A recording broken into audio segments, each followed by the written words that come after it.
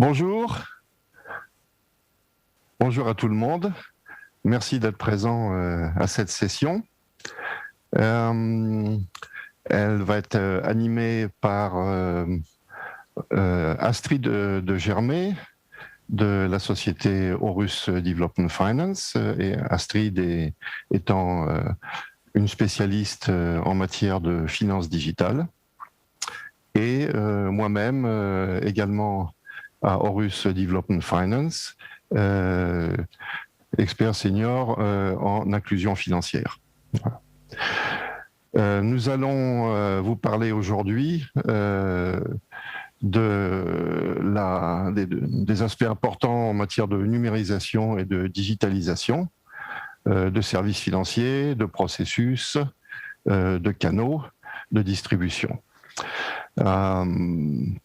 Le but n'est pas de faire, bien entendu, vu le temps disponible, un cours détaillé, mais de montrer des aspects qui sont importants et dont il faut tenir compte dans des projets de digitalisation. Voilà. Nous allons donc parler au départ de ce qu'on peut entendre par numérisation et digitalisation, ensuite de ce qu'on peut numériser et digitaliser. Après, nous allons vous montrer comment de la valeur ajoutée peut être créée pour les clients et les employés d'une institution financière, et comment éventuellement les modèles d'affaires de cette institution sont affectés par la digitalisation de ses processus ou de ses services. Et enfin, nous allons ensuite vous parler de comment analyser un projet de digitalisation et, si le temps le permet, finir par vous montrer certains aspects de la gestion et de la gouvernance des données, puisque vous verrez que ce sont des sujets qui sont fortement liés aux problématiques de numérisation et de digitalisation. Voilà, je vais donc passer la parole à ma collègue Astrid de Germay, qui va commencer à vous parler de ces sujets. Merci André, bonjour à tous. Peut-être en guise d'introduction, qu'entend-on par numérisation et digitalisation ? Il nous paraît indispensable de clarifier ces deux termes clés de notre présentation avant d'aller plus loin. Numérisation, il s'agit du processus de conversion des données physiques. Ces données physiques sont transformées dans un format numérique. Qu'est-ce que cela signifie ? Tout simplement, lorsque nous saisissons des données dans le système d'information de l'institution, nous faisons de la numérisation. Lorsque nous créons un document, donc un document papier qui est scanné, un contrat de prêt qui va apparaître ensuite au format PDF, nous faisons de la numérisation. De la même manière, le scan des pièces d'identité nous permet de convertir des données qui sont physiques sur un support physique de carte d'identité vers des données numériques. Enfin, dernier exemple, c'est la création de la signature numérique, qui est parfois un aspect très attendu pour digitaliser encore plus les différents contrats, souscriptions, etc. La digitalisation, qui est un terme différent, qu'il faut bien distinguer de la numérisation, c'est l'intégration des technologies numériques dans les processus commerciaux. Vous aurez donc compris qu'au préalable de la digitalisation, il faut disposer de données numérisées. Donc la numérisation des données est une étape préalable à la digitalisation. Pour vous donner des exemples, lorsque vous allez rechercher des contrats de prêt qui vont être stockés sur le cloud, vous allez utiliser un critère de recherche, un numéro client, un nom client. On est sur un processus digital. Autre exemple de digitalisation, lorsque vous commercialisez des produits à l'aide d'un algorithme de catégorisation de clients. Cette catégorisation est construite à partir de données, notamment des données comportementales, vos achats récents, l'utilisation faite des produits financiers, de données socio-économiques, vos revenus, votre âge. Grâce à ces différentes données, vous allez pouvoir proposer, commercialiser des produits adaptés à vos clients.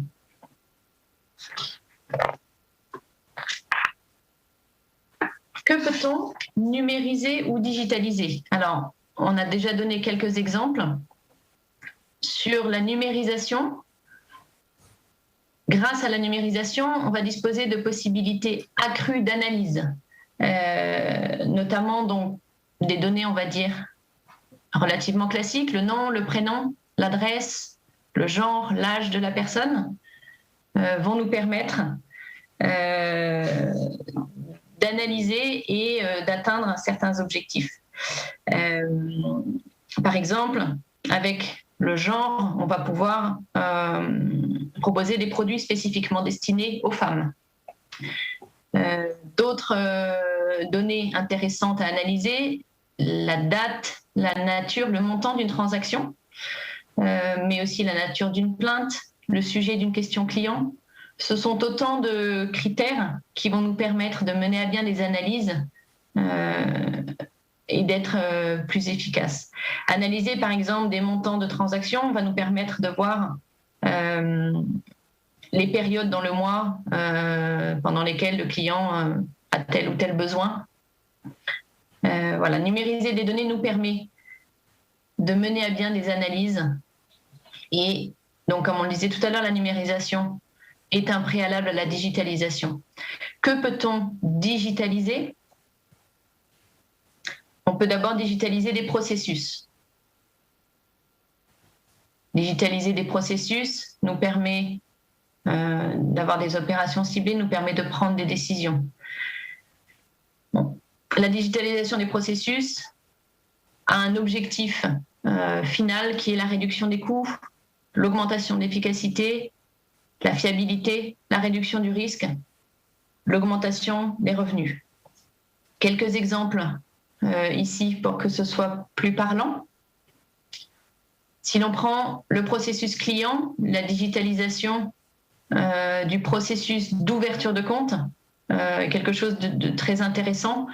Il ne s'agit pas simplement d'ouvrir le compte, par exemple sur le terrain. Là, il ne s'agirait que d'un canal digitalisé.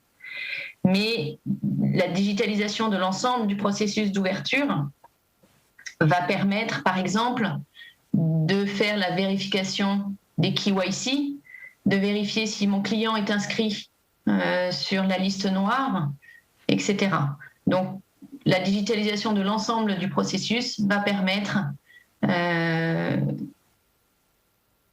traitement plus rapide, un traitement plus fiable par rapport à un processus qui serait resté manuel. Autre exemple, le traitement d'une demande de financement de manière digitale, l'envoi d'informations à un profil de client. Donc, une fois encore, mon profil de client, j'ai la possibilité de l'identifier grâce à mes données numérisées ou digitalisées. Autre exemple, alors on parle souvent des processus clients quand on parle de digitalisation. On a tenu à mettre ici un exemple aussi sur les processus internes. En digitalisant les processus, je peux optimiser la gestion de ma liquidité. Je peux élaborer les rapports sur le risque de liquidité. Tout ce qui est attribution de score grâce à des données agrégées est intéressant pour ensuite prendre des décisions. La digitalisation peut aussi me permettre d'extraire une liste de candidats pour les inscrire par exemple ou leur proposer une formation. La digitalisation permet aussi de digitaliser les services. Sur la digitalisation des services, quel est l'objectif recherché? On va réduire des tâches parfois à faible valeur ajoutée. On va pouvoir réorganiser des tâches en agence, éventuellement diversifier les profils. Par exemple, et ce sera sans doute plus parlant, la demande de solde du compte en temps réel, le client d'une institution pourra par exemple consulter le solde de son compte depuis son smartphone ou même son téléphone mobile, sans que ce soit un smartphone. Ceci évite qu'il se rende en agence et qu'il aille solliciter l'agent ou la caissière. Et cela va nous permettre donc de repenser, réorganiser la fonction de caissier en agence, peut-être de réduire le temps de présence en caisse et de lui donner d'autres activités à plus haute valeur ajoutée. Autre exemple de service digitalisé, le renouvellement automatique du prêt. On est ici sur une demande qui serait faite de manière digitale. L'analyse est totalement digitale et ma demande de renouvellement est validée, là encore, de manière digitale. Là encore, on vient réduire des tâches qui peuvent être faites de manière automatique via les analyses digitales. Dernier point, des éléments que l'on peut digitaliser, les canaux de distribution. Alors, qui est souvent ce à quoi l'on pense le plus souvent. Donc, la digitalisation des canaux de distribution va nous permettre un accès facilité. On a une instantanéité et une proximité grâce aux canaux digitaux, grâce à des nouveaux canaux qui n'existaient pas. Quelques exemples là encore. Le fait de pouvoir décaisser un crédit sur le porte-monnaie électronique du client. Le client n'aura pas à se rendre en agence pour percevoir le décaissement de son crédit ou à récupérer le chèque qu'il doit ensuite aller déposer dans une autre institution. Autre exemple, les demandes de financement via les sites de e-commerce et notamment en Afrique, on a le cas de Jumia qui a fait des partenariats avec des institutions financières. Donc sur le site de Jumia, vous avez parfois des manières qui vous permettent de demander des financements. Donc ceci depuis la plateforme Jumia.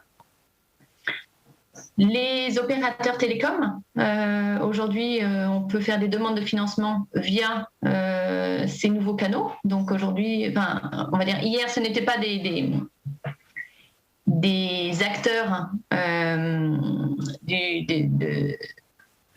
des acteurs financiers et aujourd'hui, via les opérateurs, on peut faire notre demande de financement.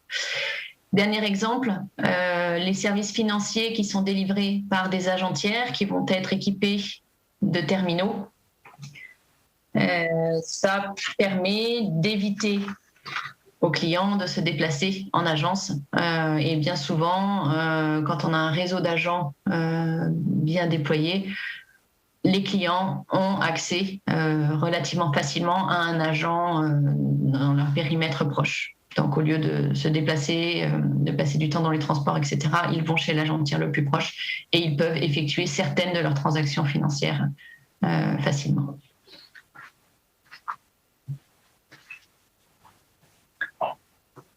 Le deuxième point qui nous intéresse aujourd'hui, c'est la création de valeur ajoutée, que ce soit pour les clients et pour les employés, et puis de voir comment est-ce que les modèles d'affaires sont affectés par donc ces nouveaux éléments digitalisés.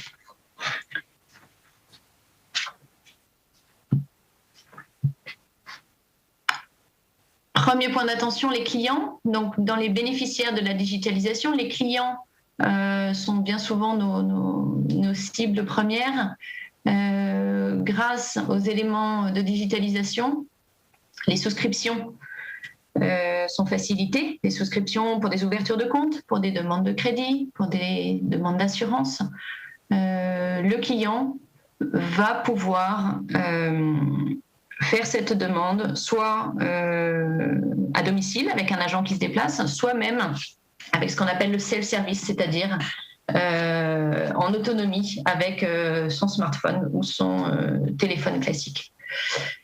Les transactions sont beaucoup plus rapides, plus faciles pour les clients. Les coûts de transaction vont être réduits grâce à la digitalisation. notamment sur les décaissements et les remboursements de crédit. La digitalisation permet aux clients de bénéficier de transactions plus faciles, soit à domicile, comme je le mentionnais, avec éventuellement des agents qui se déplacent, soit à proximité. Les transferts d'argent, qu'il s'agisse de transferts nationaux ou internationaux, seront plus rapides, pour ne pas dire quasi immédiats. On est sur des transferts à la fois qui concernent le person-to-person et le business-to-business. On a beaucoup aujourd'hui de clients corporate qui font des transactions grâce à des outils digitaux. Et quand je dis des outils digitaux, bien évidemment, on pense tous au porte-monnaie électronique, mais on a aussi des outils proposés par les banques et les institutions de microfinance. Les transactions de type, les opérations de type dépôt, épargne sont facilitées par la digitalisation. Elles peuvent être faites, là encore, sans avoir à se déplacer et donc de manière quasi instantanée. J'ai des espèces à déposer, je les dépose chez un partenaire tiers au coin de la rue plutôt que de devoir me rendre à l'agence, par exemple. Je peux faire en autonomie depuis mon application bancaire un transfert de mon compte courant vers un compte épargne, par exemple. Et puis enfin, les paiements, là encore facilités par ces moyens digitaux. Concernant les informations financières, alors on l'a évoqué tout à l'heure avec le cas de la demande de solde du compte en agence que l'on peut faire en autonomie ou à distance. Donc la digitalisation permet une information financière à tout moment, demande de solde du compte, demande de crédit. De même, la communication, l'accès à des contenus, on peut solliciter des informations, solliciter des services. Et puis, dernier cas qu'on a mis ici, c'est l'identification. On a des clients qui ne sont peut-être pas en règle avec les documents d'identité valables ou qui n'en possèdent pas. Et aujourd'hui, dans certains pays, grâce à des sociétés spécialisées dans l'identification des clients, ces sociétés vont pouvoir faire des recherches à partir du numéro de téléphone et du nom du client pour voir notamment sur les réseaux sociaux et puis sur les informations disponibles sur la personne. Elles vont pouvoir vérifier que cette personne est réelle et que son nom correspond bien à son numéro de téléphone.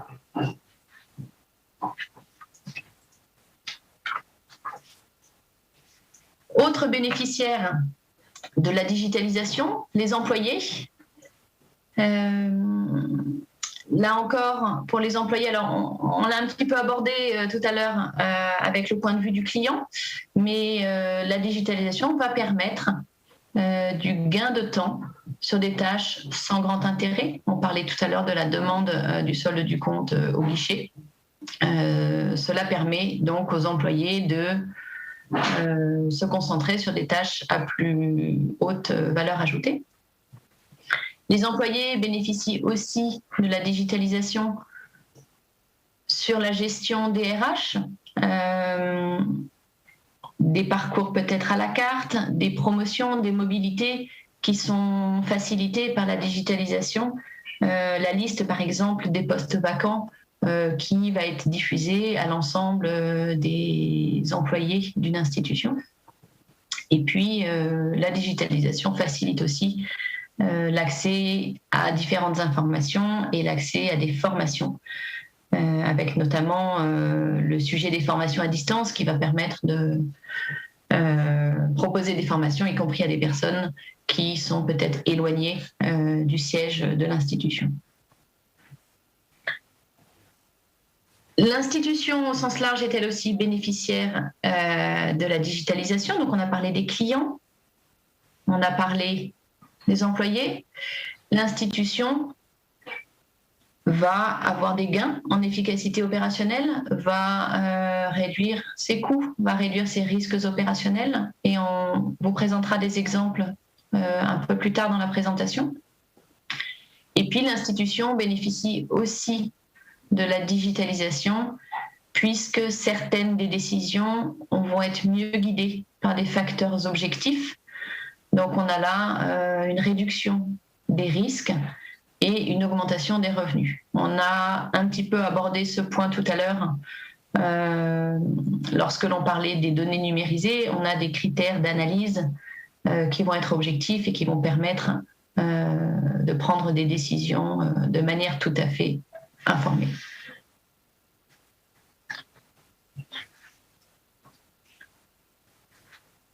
On vous donne ici 3 exemples de valeur ajoutée pour des clients ou des employés. Et puis, on regardera l'impact sur le modèle d'affaires. Le premier exemple que l'on a choisi de vous présenter aujourd'hui, peut-être parce qu'il suscite l'intérêt et la curiosité de beaucoup d'entre vous, ce sont les nanoprêts automatisés. Donc la problématique concerne les très petits prêts qui sont souvent très chers et longs à produire avec des méthodes manuelles. Si je prends notamment dans le cas de la microfinance, les crédits au groupement solidaire, on est sur des tout petits montants, mais avec un volume de clients assez important. Et puis ça concerne une demande importante de la part de la population non bancarisée, voilà, pour des petits prêts à court terme. La solution digitale qui a pu être apportée pour ces produits de financement, c'est la décision automatique.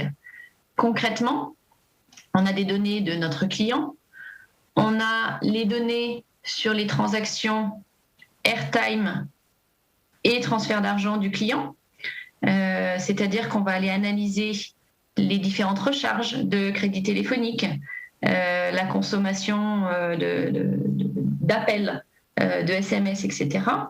Sur les transferts d'argent, s'il y en a, on va pouvoir regarder les montants, la fréquence, la périodicité. Toutes ces données sont injectées dans un algorithme qui permet de donner un score. Ce score, s'il est supérieur à une valeur définie par le prêteur, va valider la demande de financement. Le processus est lui aussi digitalisé. On a un client qui fait sa demande via son téléphone portable sans se déplacer. On a une notification donc, de la validation ou non de la demande de prêt qui se fait par voie digitale. Et on a le décaissement, puis les différents remboursements d'échéance qui se font via le porte-monnaie électronique du client, donc de manière 100% digitale.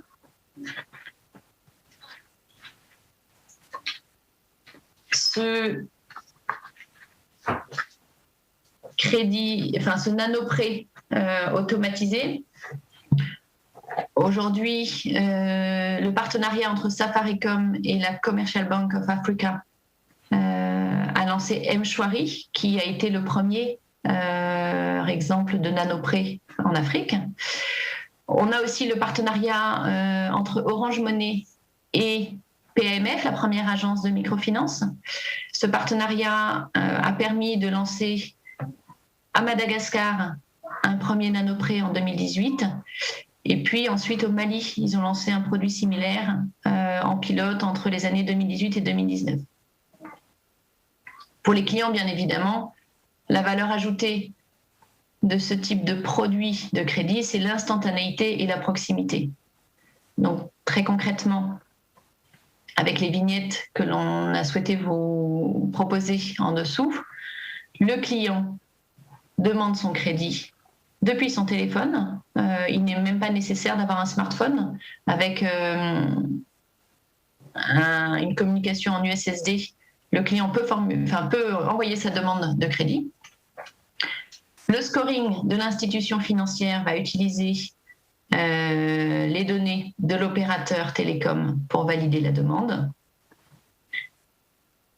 Le client est notifié de manière instantanée et si le client est éligible, il reçoit le montant du crédit directement sur son porte-monnaie électronique.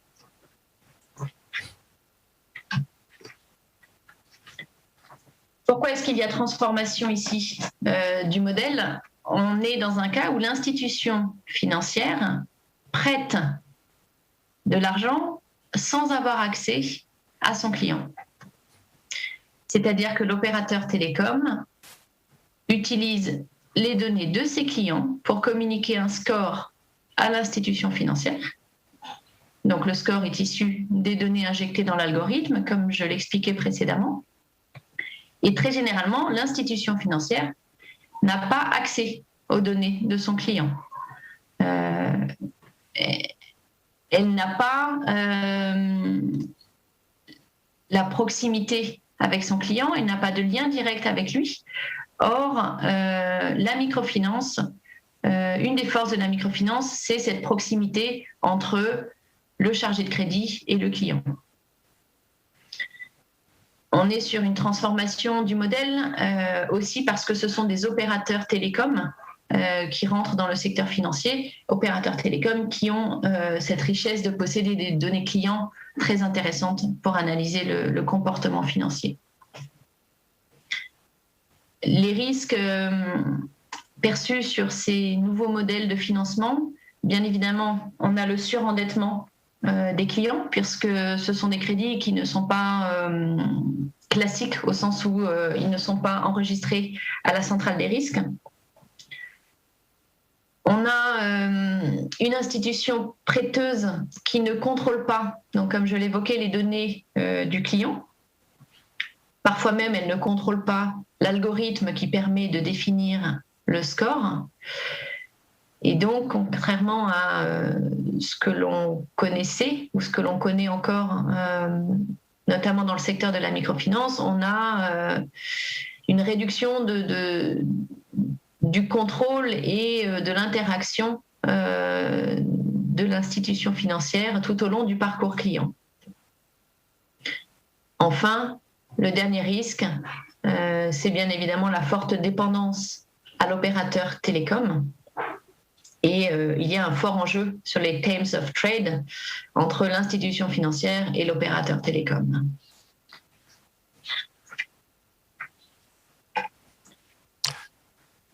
Bien. Je vais poursuivre avec d'autres exemples. Nous avons maintenant voulu vous montrer un exemple où la numérisation des données, la digitalisation des processus est employée pour personnaliser la gestion des carrières et des promotions.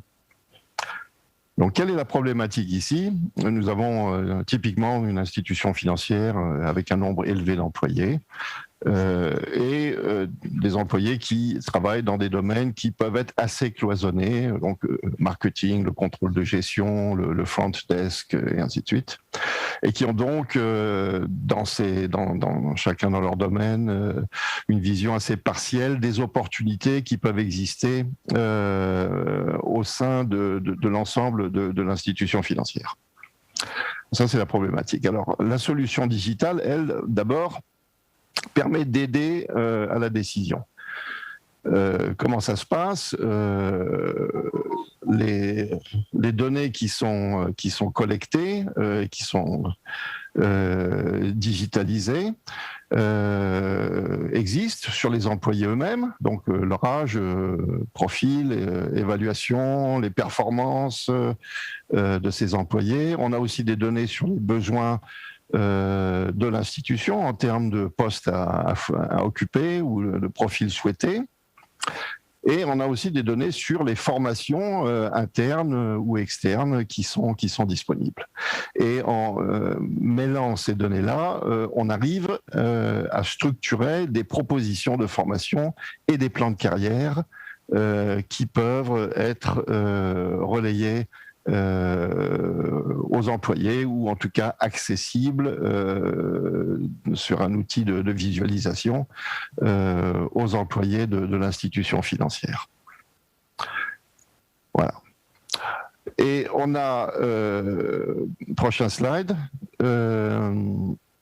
oui voilà, merci, on a aussi une aide sur les processus, puisque les employés peuvent s'inscrire en ligne à des formations, peuvent participer au processus d'évaluation également assisté en ligne, et peuvent exprimer leur intérêt pour des postes en plus des formations. Alors, quelle est la valeur ajoutée pour les employés? C'est bien entendu d'être informés sur les opportunités et, disons, de bénéficier d'une plus grande transparence sur les décisions qui sont prises quant à leur parcours au sein de l'entreprise. Est-ce qu'on a une véritable transformation du modèle d'affaires ici? Je dirais oui, d'une certaine manière, puisqu'on peut dire qu'avec un outil tel que celui que je viens de décrire, on a en quelque sorte un marché du travail interne qui apparaît au sein de l'entreprise. Donc ça demande bien sûr à être très bien expliqué aux employés de l'entreprise afin qu'ils comprennent bien comment le système fonctionne, qu'ils le cautionnent et qu'ils l'utilisent effectivement. Tout ça se fait dans une démarche de gestion du changement. C'est très important.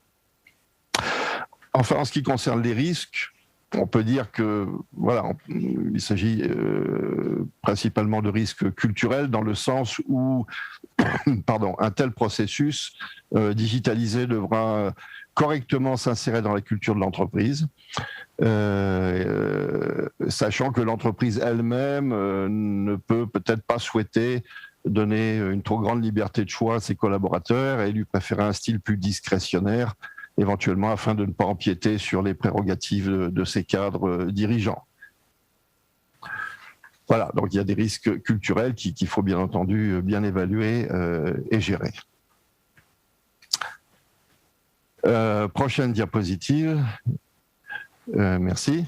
Là, nous avons maintenant un autre exemple qui lui concerne la recherche ciblée d'agents tiers. Donc là aussi, c'est un exemple réel qui a été pris de Finca en République démocratique du Congo. Quelle était la problématique? Premièrement, Finca RDC avait constaté que plus des 3/4 des transactions avec ses clients se faisaient via le réseau d'agents tiers, mais que ces transactions étaient très concentrées dans les 2 plus grandes villes. Donc elle a quand même voulu, constatant cela, étendre son réseau d'agents tiers dans le reste du pays, mais sur la base d'une présélection des meilleurs profils d'agents tiers afin de gagner du temps. Parce qu'il y a énormément de possibilités dans le choix d'agents tiers, puisque ce sont en général des commerçants qui se trouvent dans les petits bourgs, les petites villes. Et donc, ça pourrait coûter un temps énorme que de faire une sélection sur la base de listes complètes de ces agents potentiels. Et donc, il fallait trouver un moyen de faire une présélection. Donc là, la digitalisation a servi et elle a consisté à faire une analyse sur la base des données sur les agents existants d'abord. Donc on a eu des données sociodémographiques de ces agents, des données sur leur activité, sur leurs finances, sur leur comportement aussi, y compris des données recueillies à partir des observations des agents de Finca, sur notamment l'accueil, le comportement de ces agents. Donc toutes ces données-là, des agents existants et donc de données historiques, ont été digitalisées, ce qui a déjà été un gros travail, parce que tout n'était pas digitalisé. Bien sûr, les données sur les transactions, les volumes, tout cela l'était, mais pas toujours sur les données sociodémographiques ou sur les observations faites par les agents. Donc il a fallu digitaliser, ou plutôt numériser ces données-là, les rentrer dans une base de données, un data warehouse, et puis ensuite les mettre à plat, les standardiser de façon à pouvoir les utiliser.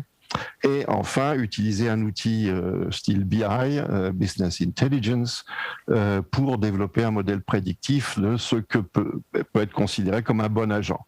Donc on a fait en gros une étude de collaboration, de corrélation, pardon, pour voir quels sont les critères qui révèlent des bonnes performances. Et il en est ressorti à l'époque que le genre, c'est-à-dire femme ou homme, le type de commerce et le fait de réinvestir les profits dans le business de l'agent ou pas, étaient des critères déterminants. Et donc, à partir de ces 3 critères-là, il a été beaucoup plus facile de passer, de faire une présélection d'agents dans les plus petites villes pour ensuite les contacter et passer à un processus de recrutement. Voilà. Donc la valeur ajoutée pour l'institution, elle est claire. On a eu une décision basée sur des critères objectifs et une énorme économie de temps. Transformation du modèle d'affaires, il n'y en a pas eu puisqu'il ne s'agissait pas de changer le modèle d'affaires, mais tout simplement de reproduire le modèle qui existait déjà, de travailler avec des agentières. En revanche, cette méthode a montré la nécessité de mettre en place un dispositif de gestion et de gouvernance des données dont nous parlerons un petit peu plus tard. Quant au risque, bon, là, on n'en a pas repéré en particulier. Alors, sur les 2 prochaines diapositives, je voudrais vous montrer qu'il y a bien d'autres exemples qui illustrent la manière dont l'exploitation des données peut être faite, pour peu qu'elles existent, bien sûr, et qu'elles aient été auparavant numérisées. Et donc, comment est-ce que des données peuvent être utilisées pour créer de la valeur pour l'entreprise, pour ses clients ou pour les employés? Voilà donc quelques exemples que nous pouvons citer rapidement. Dans le domaine du marketing, par exemple, avec l'objectif d'activer ou de réactiver des clientèles qui n'utilisent plus ou pas beaucoup les services, il est possible, à partir avec des technologies digitales, de tester, par exemple, des messages de différentes natures via un chatbot client. Alors, un chatbot, c'est un programme qui converse avec une personne durant quelques minutes en lui donnant l'impression de converser elle-même avec une personne. Et donc ça permet, en recueillant les données, donc les messages des clients, de faire un choix du meilleur message en fonction de l'intensité des réactions des clients à ce message et du type de réaction qu'il a suscité. Donc là, on est sur un niveau de sophistication prescriptive, c'est-à-dire que voilà, c'est une analyse qui permet de prescrire quel sera le message qui aura la meilleure chance d'être entendu et de faire réagir la clientèle. Dans le domaine du contrôle interne ou du contrôle permanent, avec l'objectif de respecter les normes LabFT, on peut, ma collègue Astrid l'a déjà mentionné plus tôt, identifier des transactions suspicieuses grâce à des technologies digitales.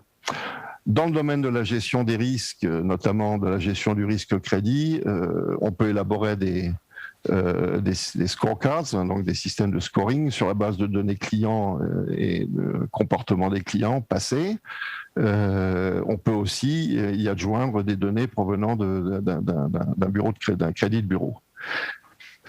Dans le domaine de la gestion de la trésorerie, notamment de la gestion du risque liquidité, on peut analyser les comportements des déposants, qui sont souvent saisonniers, et aller enrichir notre modèle de gestion actif-passif.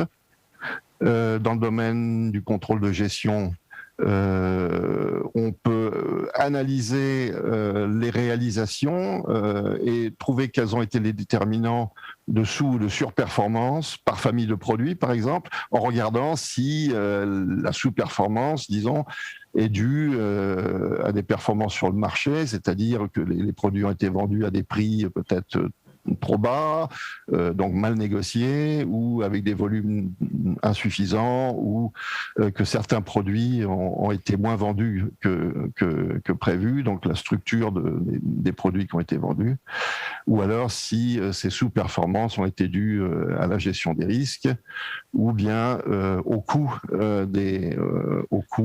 opérationnel. Dans le domaine des opérations, on peut optimiser les performances opérationnelles en surveillant, par exemple, les charges de travail par agent ou les temps par processus. Dans le domaine des RH, on en avait donné un exemple un petit peu plus tôt, on peut aussi identifier des employés qui présentent un risque élevé de quitter l'entreprise. Tout ça, pour cela, on exploite des données des opérations, par exemple charge de travail, erreurs commises, mais aussi des données sur l'employé, l'âge, le profil, les évaluations et leur mobilité passée.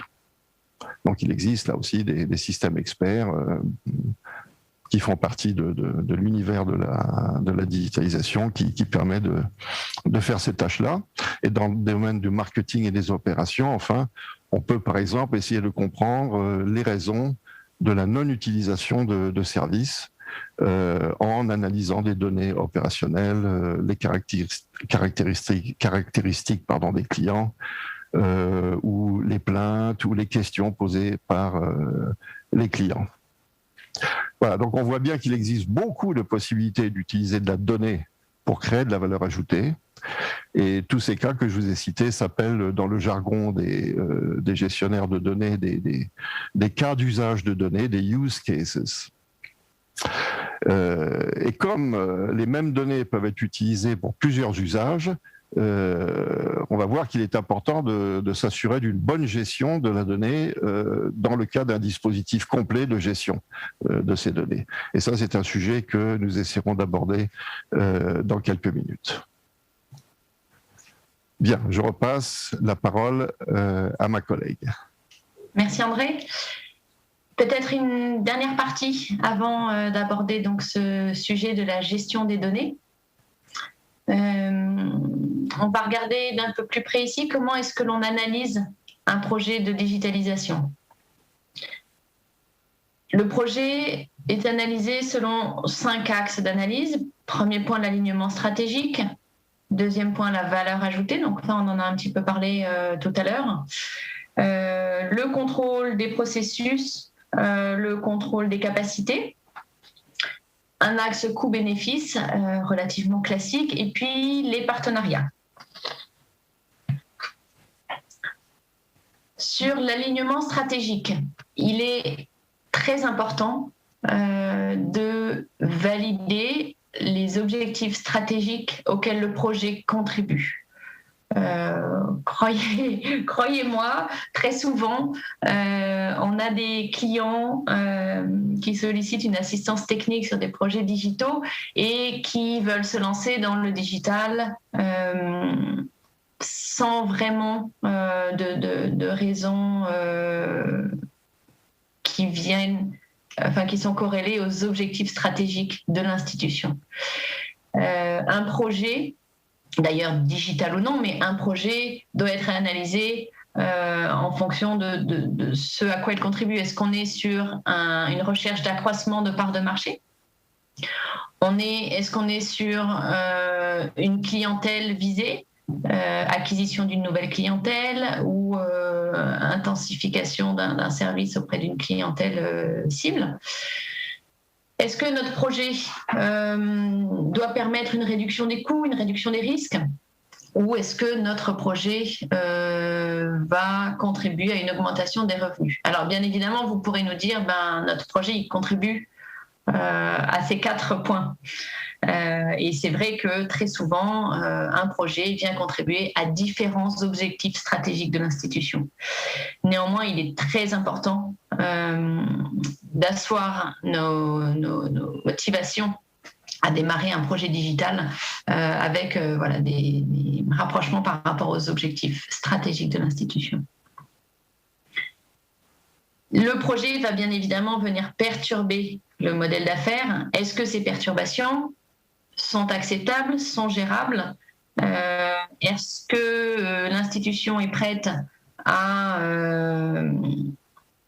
perdre telle ou telle clientèle? Est-ce qu'elle est prête à transformer le métier, par exemple, du chargé de crédit? Il y a des éléments très importants à anticiper. Tout à l'heure, je vous donnais l'exemple du renouvellement automatique de crédit. On est sur un produit digital proposé qui est un peu éloigné de l'accompagnement traditionnel de la microfinance qui va avancer au plus près de son client. C'est des choses qui doivent être réfléchies, qui doivent être mesurées, peser le pour, le contre, et c'est très important. Dernier point, peut-être même le plus important ici, le projet et donc l'ensemble des implications qui y sont liées, sont-ils bien compris et soutenus par les plus hautes instances de l'institution? En d'autres termes, il est indispensable d'embarquer l'ensemble de l'institution dans le projet et d'avoir le soutien de la direction, mais aussi du conseil d'administration, etc. On est sur des projets qui sont des projets qui vont venir révolutionner un peu, qui vont venir transformer notre métier. Il est très important d'avoir l'ensemble des membres décisionnaires, parties prenantes et sponsors de ces différents projets.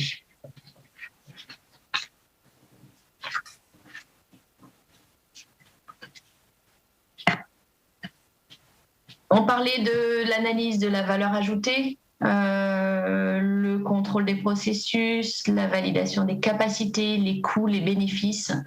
Donc sur ce schéma, on a ici donc dans mon modèle d'affaires plusieurs choses. Tout d'abord, comme je le mentionnais précédemment, mon objectif stratégique, quel est-il? Est-ce qu'aujourd'hui j'ai un problème ou j'ai un désir pour un segment de clientèle? Est-ce que j'ai un problème pour mon entreprise, pour mes employés? Et est-ce que je me suis donné les moyens de vérifier ce sentiment ou ce souhait avec des recherches plus poussées, avec des études de marché, avec des analyses sur le marché? Alors, la réponse à ces questions a été assez simple très récemment en période Covid. Là, il s'agissait tout simplement de permettre aux clients et aux employés de pouvoir continuer à effectuer les transactions nécessaires dans un contexte où on devait respecter de la distanciation physique. Donc là, c'était un peu par quel service faut-il commencer, comment on s'y prend, quelles sont les priorités. Une fois qu'on a notre proposition de valeur qui est posée, on va regarder la chaîne de valeur. Qu'est-ce que je digitalise? Est-ce qu'on parle des comptes? Est-ce qu'on parle des données? Est-ce qu'on parle des canaux? Est-ce qu'il faut proposer des canaux digitaux? Est-ce qu'il faut garder des canaux physiques? Sachant que sur les différentes composantes de la chaîne de valeur, il faut se poser la question de qu'est-ce que je souhaite continuer à gérer en interne, qu'est-ce que je suis prêt à faire gérer par des partenaires, par des tiers. Est-ce que l'institution souhaite conserver un contrôle total des différentes composantes de la chaîne de valeur? Est-ce qu'on est sur un contrôle partagé? Est-ce qu'on est prêt à ne pas contrôler un de ces composants? Sur la question des données dont on parlera tout à l'heure, on a aussi, et j'en parlais tout à l'heure avec le crédit digital avec les opérateurs télécoms, la question se pose, à qui appartiennent les données? quelles sont les données que je suis prêt à partager avec un partenaire. Enfin, le projet doit être bien évidemment analysé d'un point de vue coût-bénéfice. Comment les revenus et les coûts sont-ils calculés? Si j'ai un objectif de rétention client, on ne va peut-être pas avoir de revenus facilement chiffrables. Néanmoins, la rétention client est un bénéfice qui va me permettre de valider ou non le lancement de mon projet. Est-ce que si je suis avec un partenaire, je suis prêt à partager mes bénéfices? D'autres projets ont un objectif de réduction des coûts. Et dans coût, on comprend aussi le coût du risque, qui lui aussi est peut-être parfois difficile à estimer. Ou est-ce que je suis dans un projet qui va venir augmenter mon efficacité opérationnelle?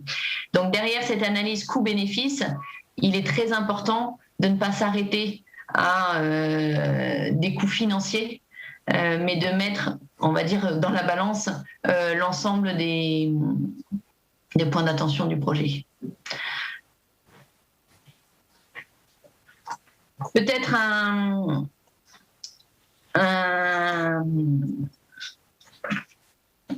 commentaire, une fois qu'on a notre analyse sur ces différents objets, enfin sur ces différents éléments par rapport à mon projet, comme je le mentionnais précédemment, avec l'exemple du Covid, il a fallu prioriser. Malheureusement, il n'était pas possible de digitaliser l'ensemble des processus, des services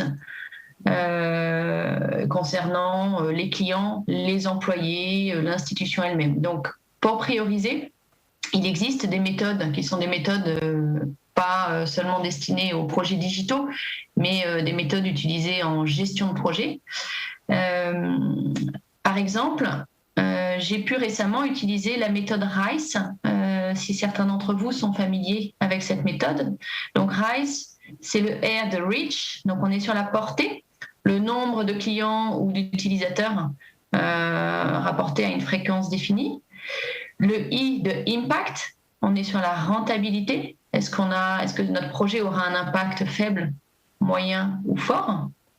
Le C de Confidence, quelle est notre confiance dans la réussite de ce projet? Est-ce que c'est un projet ambitieux? Est-ce que c'est un projet entre guillemets gagné d'avance? Et puis le E de Effort, on est sur la complexité du projet et notamment d'un point de vue budgétaire.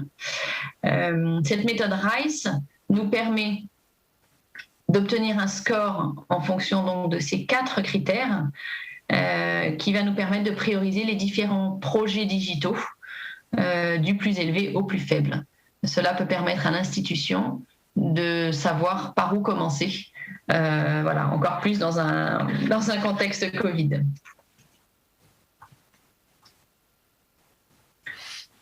Le dernier point d'analyse sur un projet qui est très important dans le cadre du digital, c'est bien sûr les partenariats. Quand je réfléchis à lancer un projet avec un partenaire, je regarde bien évidemment quels sont mes atouts vis-à-vis de ce partenaire. Pourquoi ou en quoi le partenaire a besoin de moi. On a des aspects réglementaires qui très souvent permettent de répondre de manière assez évidente à cette question. Est-ce que le partenaire a besoin d'avoir accès à mes clients, d'avoir accès à mon expertise? C'est très important, voilà, de voir ce que chacun apportera dans les termes de ce partenariat. Dans certains pays, pour vous donner un exemple qui peut-être parle à la plupart d'entre vous, les opérateurs télécoms ne peuvent pas émettre de monnaie électronique, ils peuvent simplement la distribuer. On a en Afrique de l'Ouest le libellé de IOB, intermédiaire en opération de banque. Ce sont des acteurs qui ont besoin d'un partenaire bancaire. Donc chaque zone réglementaire va mettre en évidence des partenariats, on va dire, quasi évidents. On peut avoir d'autres choix de partenaires motivés par d'autres sujets. Quelles ressources est-ce que j'apporte à mon partenaire que je ne pourrais pas obtenir dans des temps et des coûts raisonnables? Et par exemple, le sujet du réseau est un sujet très important dans les partenariats. J'ai un réseau d'agences bancaires déployées dans tout pays, mon partenaire n'en a pas, ou inversement, mon partenaire a aujourd'hui des agents dans toutes les villes du pays ou dans telle région dans laquelle je ne suis pas du tout présente. Le partenariat est donc intéressant à ce titre-là. Et enfin, quelles sont les précautions à prendre pour s'assurer que le partenariat sera équitable? Il est très important d'acter les termes du partenariat dans un contrat et de s'assurer que chacun des partenaires respectera ses obligations.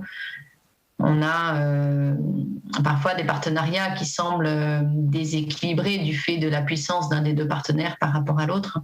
Voilà, il est très important de prendre le temps qu'il faut pour définir de manière contractuelle des modalités qui soient, si peut-être pas équilibrées, en tout cas acceptées et validées par les différentes parties prenantes. Ici, on vous montre l'exemple d'un partenariat entre une banque et une fintech. Donc sur la gauche, la fintech, bien évidemment, sa force, c'est de travailler sur des cycles courts, d'être dans une rapidité de création et d'innovation. L'institution financière, la banque, a une connaissance métier que n'a pas forcément la fintech. Très souvent une base client extrêmement développée et une maîtrise du métier lié aux services financiers et puis des capacités d'un point de vue réglementaire que n'ont pas toujours les fintechs en fonction des différentes réglementations pays. Les fintechs vont pouvoir bénéficier des atouts de la banque. Elles ont besoin, donc, comme je le mentionnais, d'un soutien réglementaire, de la connaissance métier. Elles ont parfois besoin de passer à l'échelle beaucoup plus rapidement que ce qu'elles pourraient faire client par client ou partenaire par partenaire. Et de l'autre côté, les banques, ce qu'elles viennent chercher du côté des fintechs, c'est de répondre relativement rapidement à la complexification croissante des différents services financiers sur le marché et des différents segments de clientèle. On a des fintechs qui ont eu un essor extrêmement rapide auprès de tel ou tel segment de clientèle. Voilà, c'est une force que certaines banques n'ont peut-être pas eu à un moment donné et dont elles vont pouvoir bénéficier. Je vous propose très rapidement, si l'on veut garder du temps pour la séance de questions-réponses, d'aborder la gestion et la gouvernance des données en quelques slides. André, je te redonne la main. Très bien. Merci, merci Astrid et merci aussi aux participants. Vous avez répondu à certains des sondages que nous avons lancés. On en parlera un petit peu à la suite de cette courte présentation que je souhaiterais faire pour attirer votre attention sur l'importance de la gestion et de la gouvernance des données.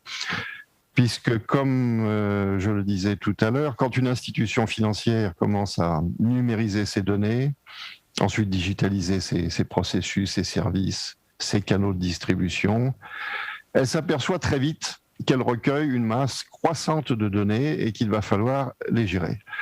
D'autant plus que ce sont des données qui peuvent être utilisées pour d'autres objectifs que la pure gestion des opérations elles-mêmes. Donc nous allons vous dire quelques mots là-dessus et en commençant par vous montrer cette diapositive qui finalement résume trois faits. Trois faits dont il faut prendre conscience, c'est que premièrement, toutes les entreprises et les institutions financières en particulier utilisent des données en partie numérisées. Deuxième fait, dans un écosystème de plus en plus numérique, les données sont devenues des actifs de première catégorie, qu'on peut dire appeler l'or du XXIe siècle. Donc, qui a de la donnée a de la valeur. puisque non seulement on peut les utiliser pour créer de la valeur ajoutée, comme on l'a montré avec quelques exemples, mais on peut parfois aussi vendre ces données ou les partager contre rémunération, n'est-ce pas? Troisième fait, c'est que les données aujourd'hui existent au sein des institutions sous plusieurs formes et dans plusieurs bases de données qui souvent communiquent mal entre elles et qui ont des répertoires contenant des données qui sont avec des formats assez différents, donc pas compatibles. Et donc la tendance est aujourd'hui de mettre en place des dispositifs de gestion et de gouvernance des données qui couvrent ainsi tous les aspects de la qualité, de la fiabilité, de la sécurité et aussi, ne pas l'oublier, de la confidentialité des données, avec l'objectif de disposer de ces données complètes, fiables et à jour pour plusieurs utilisations permettant de les transformer en valeur ajoutée. Alors, ces dispositifs de gestion et de gouvernance des données, ils comportent plusieurs dimensions. Elles sont résumées ici dans ce tableau. C'est un sujet assez complexe. On va donc aller assez rapidement là-dessus. Une dimension, c'est certainement la stratégie, c'est-à-dire définir les valeurs, quelle est la valeur ajoutée que l'on recherche à créer avec la donnée, quels sont donc les objectifs, quels sont les impératifs, quelles sont les priorités, quel est le calendrier, quelles seront les ressources. C'est évidemment, avant de se lancer dans un chantier comme ça, il faut avoir quand même relié cela à la stratégie de l'entreprise. Il y a l'aspect gouvernance de la donnée, c'est-à-dire quelles seront les structures en charge de la gestion des données, quelles seront les responsabilités, les habilitations, les règles pour l'acquisition, la distribution, l'archivage et la destruction des données, puisqu'elles ont un cycle de vie, les données, elles ne sont pas éternelles. Comment se fera la gestion des flux et du cycle de vie de ces données? Comment seront-elles protégées? Enfin, il y a aussi une politique de qualité des données, donc c'est l'ensemble des mesures organisationnelles et technologiques qui seront prises pour assurer que les données sont correctes, complètes et à jour. Il y a bien entendu la définition de l'usage que l'on fera de ces données, donc c'est ce que j'appelais tout à l'heure les use cases, dont on a donné quelques exemples. Il y a toute la discussion, enfin toute la question de l'architecture des données d'une part et de l'architecture des éléments technologiques qui va servir à collecter, stocker, distribuer et transformer ces données. Donc ça, ce sont des éléments, disons, un peu plus techniques, assez complexes. Et puis enfin, il y a la problématique de la sécurité des données, donc tout ce qui touche aussi à la cybersécurité. Et comme le disait un intervenant dans une des tables rondes d'hier, les récents déboires connus par les GAFAM ont bien montré à quel point cet aspect est important. Bien. Donc, sans rentrer plus dans les détails, je voudrais vous montrer ce qui résulte d'un travail que Corus a effectué récemment, justement sur la gestion et la gouvernance des données, qui nous a permis d'interviewer différents types d'institutions financières, banques, sociétés d'assurance, agrégateurs, fintech, institutions de microfinance. Et on a vu qu'il ressortait de tout cela un schéma d'organisation qu'on observe assez fréquemment chez toutes ces institutions-là.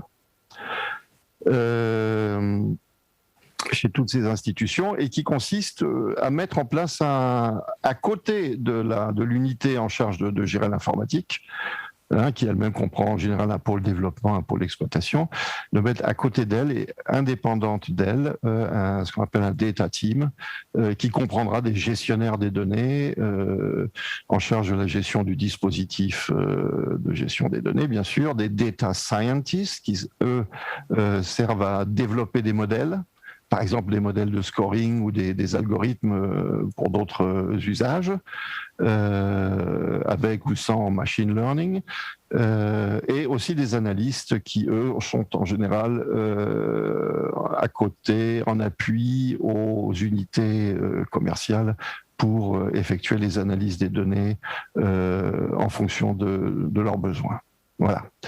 Et donc, c'est ce data team qui est en interaction avec les utilisateurs des données, avec, dans un premier cas, dans le cas d'une organisation qui débute avec la gestion et la gouvernance des données, la mise à disposition tout simplement des tableaux de bord dont les utilisateurs ont besoin. Autrement dit, le data team fait vraiment le travail de A à Z en disant, bon, de quoi avez-vous besoin en termes de tableaux de bord, de modèles et ainsi de suite, et on le réalise pour vous.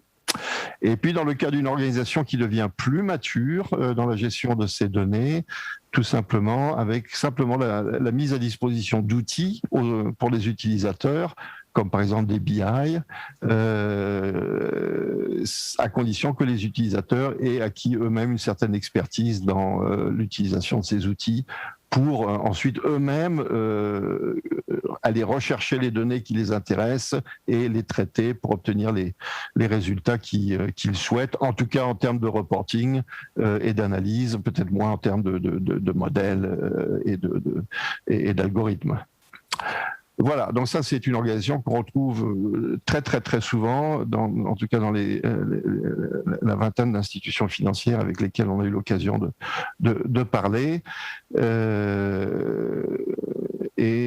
qui, à notre avis, en conclusion, nous permet d'encourager les institutions financières à réfléchir en même temps qu'elles mettent en place des projets de numérisation de leurs données, de digitalisation de leurs services et processus, donc de réfléchir à un dispositif de gestion des données.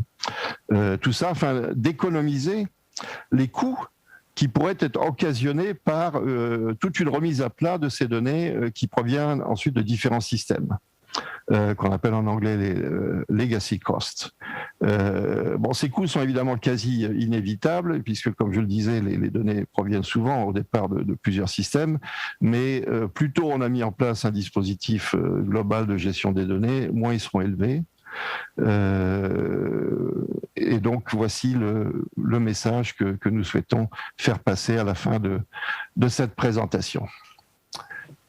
Voilà.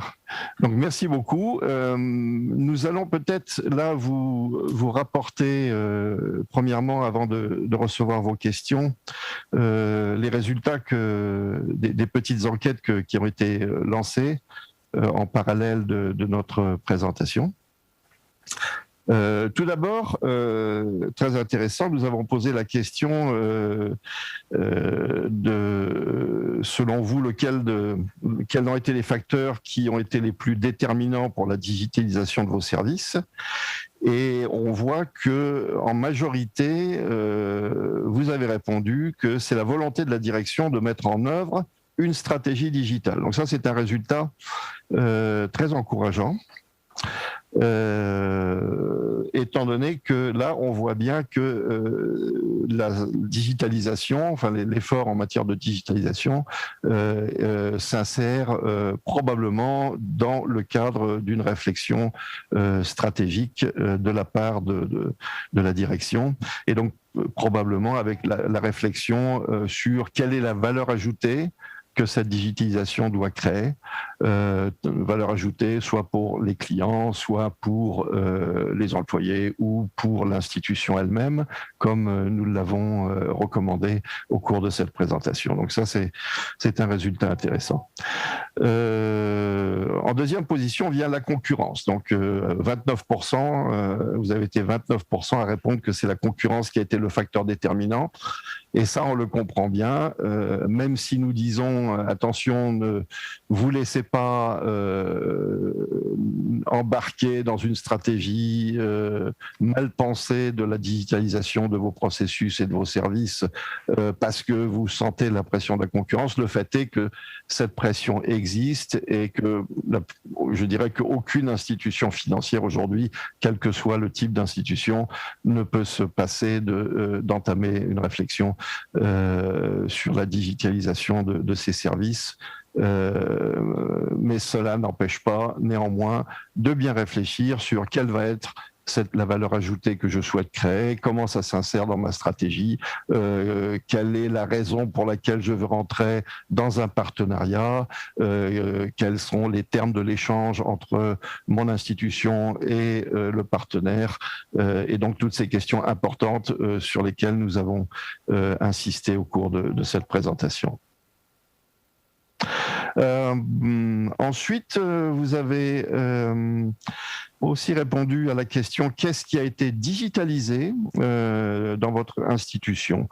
Et là, il y avait plusieurs réponses possibles, et donc on voit que en majorité, 16%, ça a été les services de paiement et de transfert d'argent, ce qui n'est pas étonnant parce que c'est quand même ce qui historiquement a été effectivement précurseur dans le domaine de la digitalisation des services, et que ça répond à une véritable demande de la part des clients, et que c'est une tendance générale aujourd'hui que de digitaliser ces services-là.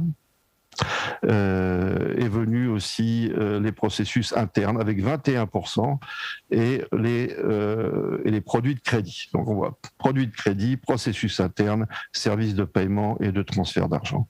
Beaucoup moins les ouvertures de comptes, beaucoup moins les services de collecte de fonds ou de collecte de l'épargne, et moins aussi l'information aux clients, c'est-à-dire tous les messages push qui peuvent être envoyés à des clients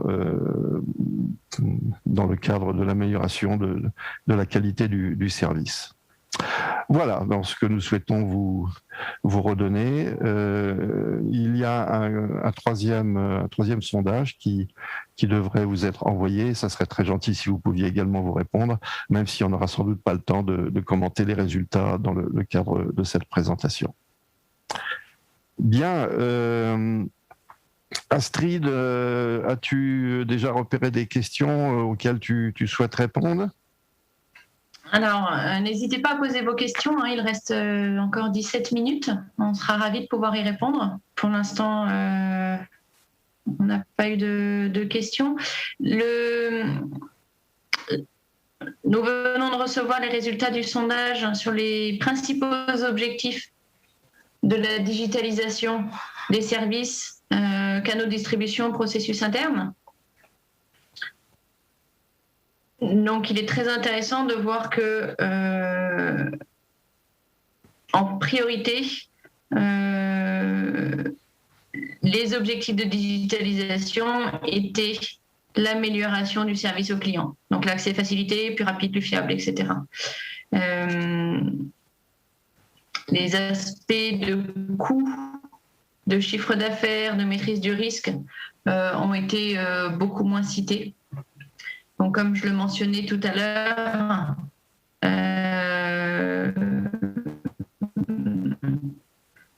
la digitalisation, et ça fait le lien aussi avec ce que André mentionnait tout à l'heure, chose que l'on voit avec la concurrence, et donc l'importance est donnée aux clients.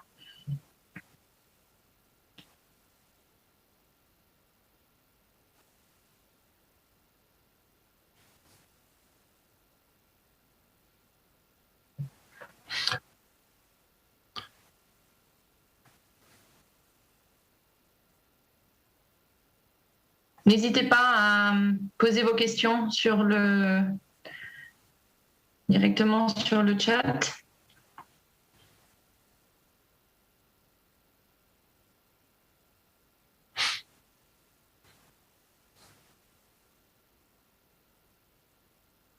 Alors, nous venons de recevoir les résultats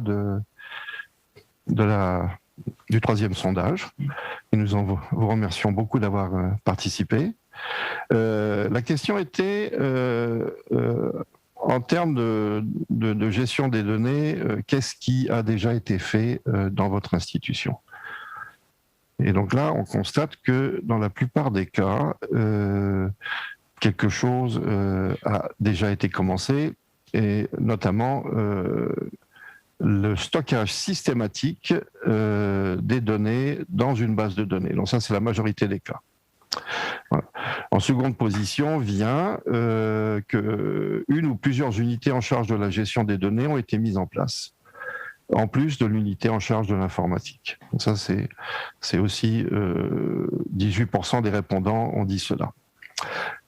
Aussi, 18% des répondants ont dit qu'un premier travail d'identification des données pertinentes a été accompli. Voilà. Pour le reste, qui indique une évolution encore plus avancée dans la gestion et la gouvernance des données, on a beaucoup moins de réponses. Donc, ce qu'on peut dire, c'est qu'en majorité, toutes les institutions financières qui ont participé à cette présentation nous répondent qu'elles sont bien conscientes de l'importance de la gestion des données au-delà de leur stratégie de digitalisation de leurs services ou de leurs processus, qu'elles ont commencé à systématiquement stocker ces données et mis en place assez souvent des unités spécifiquement en charge de la gestion des données. Donc ce sont de bonnes nouvelles et montrent bien que l'importance reconnue de cette problématique de la gestion des données.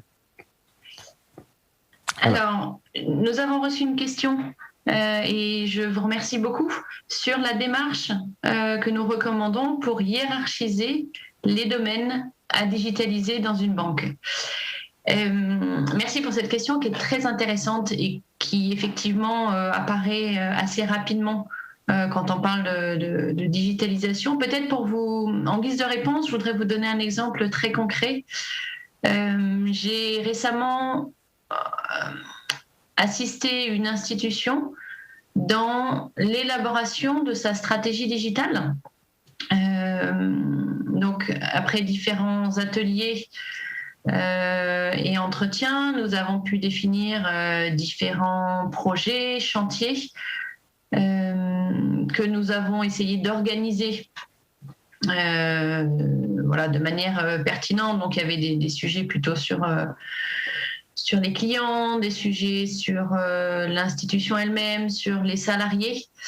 Une fois que nous avions une liste d'environ, combien, pour que je ne dise pas de bêtises, entre 20 et 25 projets, donc organisés en 4 grands chantiers, la question, bien sûr, s'est posée de comment est-ce qu'on s'y prend et par quel projet est-ce que l'on commence ? Comme je le présentais tout à l'heure, si vous vous souvenez, pour cette institution-là, nous avons choisi d'accompagner le client avec une méthode de priorisation appelée la méthode RICE.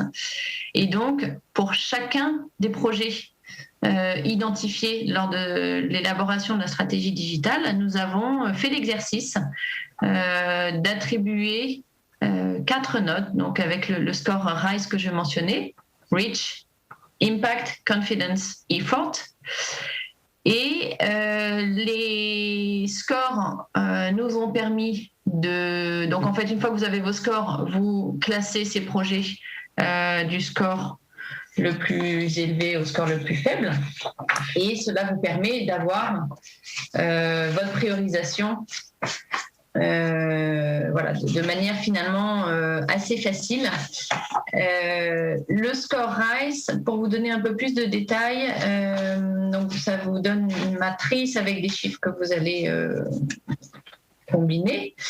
Il est possible de faire jouer certains indicateurs en disant, par exemple, mon effort, je vais le renseigner avec une note de 1 à 5. Mon degré de confiance sur une échelle de 0 à 10, etc. Vous jouez sur vos différents indicateurs. Et en tout cas, lorsque nous avons fait cet exercice, les projets qui sont apparus donc avec le score le plus élevé confirmaient effectivement que c'était ceci qui devait être lancé en priorité. Vous avez d'autres méthodes dans la gestion de projet, de priorisation des différents projets. Cette méthode-ci nous a paru tout à fait appropriée à des projets digitaux qui ont qui ont un élément temps très important, c'est-à-dire qu'en fait, votre projet digital, il est important à un moment donné. Si vous attendez 2 ans, il n'aura plus lieu d'être. Si je vous prends l'exemple du crédit digital dont on a déjà parlé plusieurs fois au cours de cette présentation, le crédit digital, vous avez un marché. Sur le marché, il y a ou pas ce produit qui a déjà été lancé à la concurrence ou par des partenaires. Il y a vraiment un train à prendre en marche, je vais dire. Il ne faut pas trop s'attarder et passer non plus trop de temps à hésiter. Il y a le bon moment pour lancer tel ou tel projet. Le sujet du digital aujourd'hui dans les économies africaines est quelque chose qui évolue très très rapidement. Il est important de réagir assez vite, de prendre le train en marche, mais pour autant, comme je le mentionnais précédemment, il ne faut pas se précipiter et lancer un projet sans avoir évalué donc les 5 points d'attention que je citais, à savoir à quels objectifs stratégiques il contribue, le contrôle des processus, des capacités, les partenaires, etc. etc. Voilà. Sur la méthodologie RAI, c'est quelque chose qui est assez connu. Vous pourrez trouver tout un tas d'informations sur Internet. Ok. Nous avons reçu 2 autres questions. Enfin, plusieurs questions d'ailleurs, plus que 2, mais les 2 prochaines questions me paraissent effectivement très intéressantes et nous vous en remercions. La première est quelle proposition d'approche commerciale à l'endroit des clients qui ont peur du changement ? Alors ça, c'est une très bonne question parce qu'effectivement, cette problématique se pose toujours quand on lance des produits digitalisés ou des produits offerts à travers des canaux digitalisés. Ce qu'il convient de dire là, c'est que d'abord, comme on disait tout à l'heure, il faut bien s'assurer que le produit correspond à une véritable attente de la clientèle. C'est-à-dire que concrètement, il faut pouvoir répondre précisément à la question quel problème rencontré par les clients aujourd'hui va être solutionné, que ce soit la rapidité ou la facilité de l'accès ou la fiabilité de la transaction ou la meilleure compréhension du service, quoi qu'il en soit, il faut pouvoir absolument répondre à cette question. Donc déjà, on va, avant de lancer le produit, pouvoir répondre à cette question sur la base d'entretiens qui auront été conduits avec la clientèle, soit sur la base d'un échantillon plus ou moins grand, soit de discussions avec des groupes de clients. Bon, donc déjà, on sera assez sûr qu'on a quelque chose qui correspond à un véritable problème. Ensuite, il est tout à fait possible de faire des tests avant le lancement et avant l'investissement. Autrement dit, on peut simuler le produit ou le service dans un environnement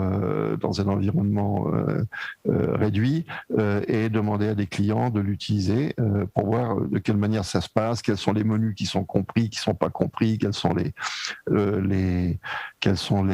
séquences de tâches à faire sur un écran qui sont plus faciles à effectuer, et ainsi de suite. Donc il y a cela. Ensuite, on peut faire un pilote une fois que le produit est en partie installé et bien entendu ensuite tout un travail d'explication et d'appui, de soutien à la clientèle à travers des agents, soit à distance, soit même en mode de proximité.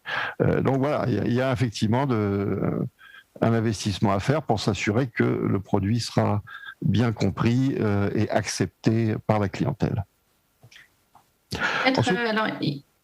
Ensuite, tu veux prendre d'autres questions ? Oui, j'ai d'autres questions, mais si tu voulais ajouter quelque chose sur cette première question. Il y a plusieurs questions sur l'acceptation du changement et le fait qu'on est sur des populations parfois en zone rurale pour la clientèle IMF et donc des populations analphabètes qui peuvent ne pas être très à l'aise avec ces sujets-là. Peut-être en guise de réponse, De la même manière qu'on a expliqué, au niveau de l'institution, il est important de regarder les coûts, les bénéfices avant de lancer un projet. J'ai envie de dire la démarche serait la même vis-à-vis de nos clients. Pour convaincre un client d'adopter des produits ou des services digitaux, il est important de mettre en avant les bénéfices. Je vous assure, et une fois encore d'expérience, si vous montrez, alors notamment si je vous parle de producteurs de cacao en zone rurale, donc assez éloignés des villes, etc. Le producteur cacao, si vous êtes capable de lui montrer que grâce à votre service digital, il va pouvoir faire son transfert d'argent pour son remboursement d'échéance de crédit,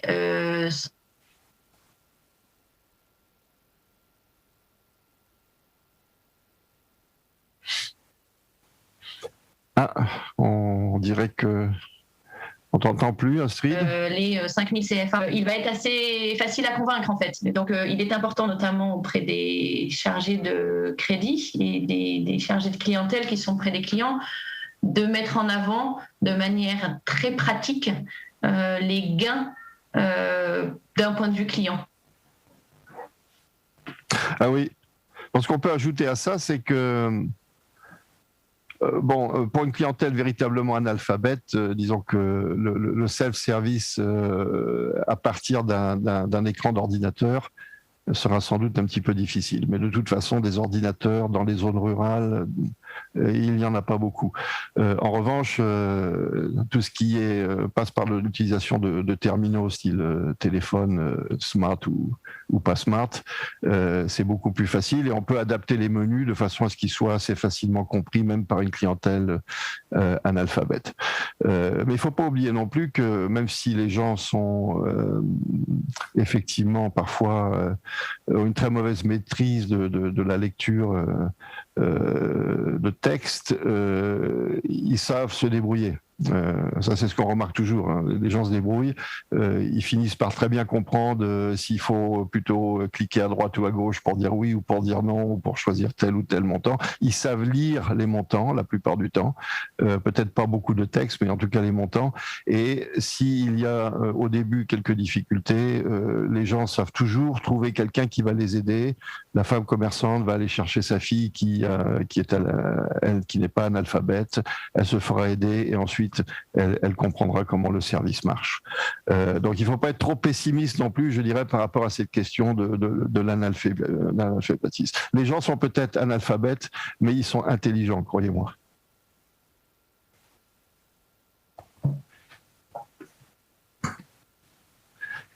Bien.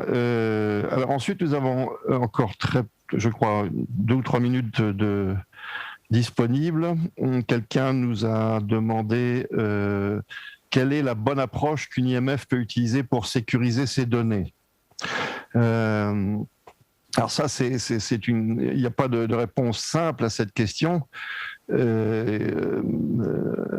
Ça revêt plusieurs aspects. D'abord, si c'est ces données à elle, c'est-à-dire des données de ses clients qu'elle collecte et qu'elle les sauvegarde dans une base de données, à ce moment-là, il y a tout un système interne de gestion des autorisations pour avoir accès à ces données ou à des systèmes qui peuvent transformer ces données. Il est notamment extrêmement important de faire en sorte que les données originales restent inchangées. En tout cas, tant qu'elles sont encore valables, parce qu'elles sont souvent mises à jour tous les jours, justement, voire parfois toutes les heures, selon les systèmes dont on dispose. Mais en tout cas, qu'il y ait toujours un stock de données qui s'appelle, dans le langage des gestionnaires de données, la source unique de vérité, the single source of truth. Ça, c'est une première chose dont il faut s'assurer. Et bien entendu, ensuite, il faut gérer les habilitations, comme je le disais, surtout sur des données confidentielles ou des données qui touchent à la personne. À partir du moment où les données sont échangées avec des organismes externes, alors là, il y a des dispositifs plus complexes à mettre en place en informatique qui consistent à contrôler les flux de ces données et à faire en sorte qu'on puisse pas les piller à partir de l'extérieur.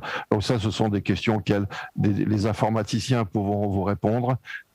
Typiquement, comment on fait pour faire en sorte que les données ne soient pas piratées. Vous donner des détails là-dessus dépasserait de loin le cadre de cette présentation. Voilà. Merci. Bien, je crois qu'on est arrivé à la fin et donc nous vous remercions beaucoup de votre attention et nous avons eu beaucoup de plaisir à vous faire cette présentation et nous remercions aussi toute l'équipe qui a été en charge de gérer la présentation et nous vous disons au revoir et à bientôt peut-être. Merci Astrid. Merci à tous. Au revoir.